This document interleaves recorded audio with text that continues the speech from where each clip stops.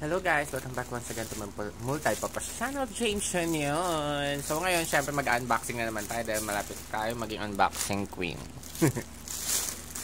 So without further ado, buksan na natin siya. So, makikita nyo naman din sa title kung bakit ko siya binili. Syempre kailangan natin ng mini fan na malakas dahil pupunta tayo sa Clark Aurora Music Festival, which is na din SB19. Shout out sa mga 18 ng Tarlac chapter. Hello guys!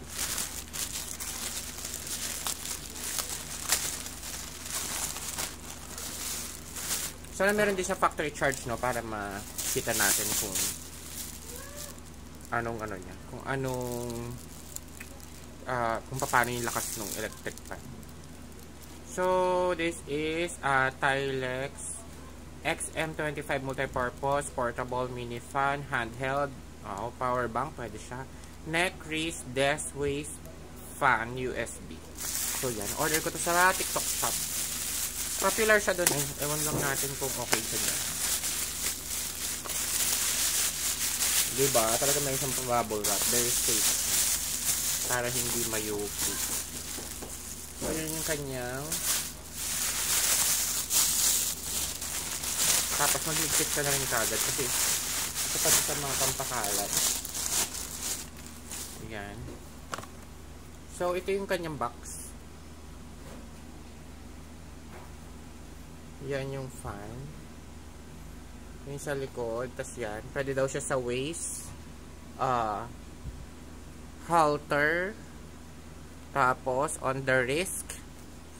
Tapos, put it on the table. So, meron siyang parang stand na gano'n. Yan. Kita nyo. Tapos, may iba't ibang kulay siya. May pink, gray, tapos white. Which is white yung kinuha ko. Tapos, andito yung mga specifications niya. Ilagay ko na lang sa description box din. Ano pa? Pag sa waist, pwedeng gano'n sa likod. Actually, lalagay ko sa may harap dahil pawisin ako sa dibdib. So, open na natin.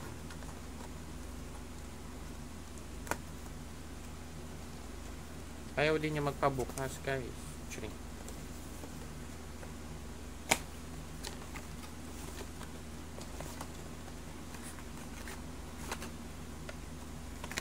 So, una meron siya maliit na box.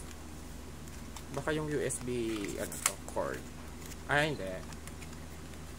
So, sa unang maliit na box, yung kanyang, para sa table. Tapos, ito alam ko sa wrist, yan. Tapos, ito yung kanyang sabitan. Yun yung nandito. Next. Siyempre, meron siyang manual sa loob. Which is, di naman natin binabasa. Tapos, charging cord. Hindi pa siya, mini lang siya. Hindi siya type C.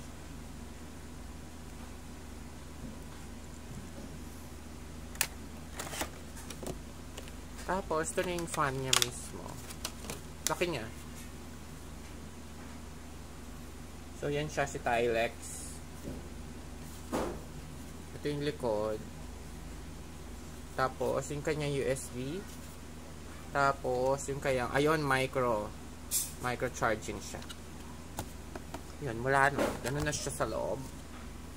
So, try natin kung meron siyang factory charge. Ito yung power niya. Tapos wala na sa gilid. Tapos mga sabitan na yan. Diyan siya sa loob. Push na natin. Yung number 1. Ayan, para kang hinihipa na ganun. Number 2. Medyo malakas. Enough lang. Number 3. Number 2 yun. Number 3.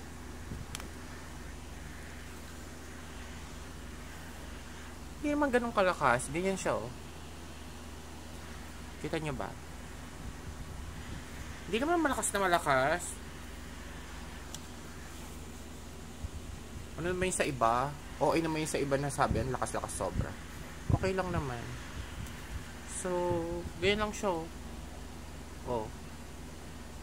Yan. Yan na yung pinaka-todo niya. Ewan ko lang kapag na fully charge mo kung ganyan din siya talaga kalakas kasi factory charge lang siya. Yan. Yeah. If you guys like this video, please do like, share, and subscribe to my Multipurpose channel and then hit the notification bell para lagi kayo updated sa aking mga bagong videos. Bye guys! Thanks for watching. See you on my next video. Bye!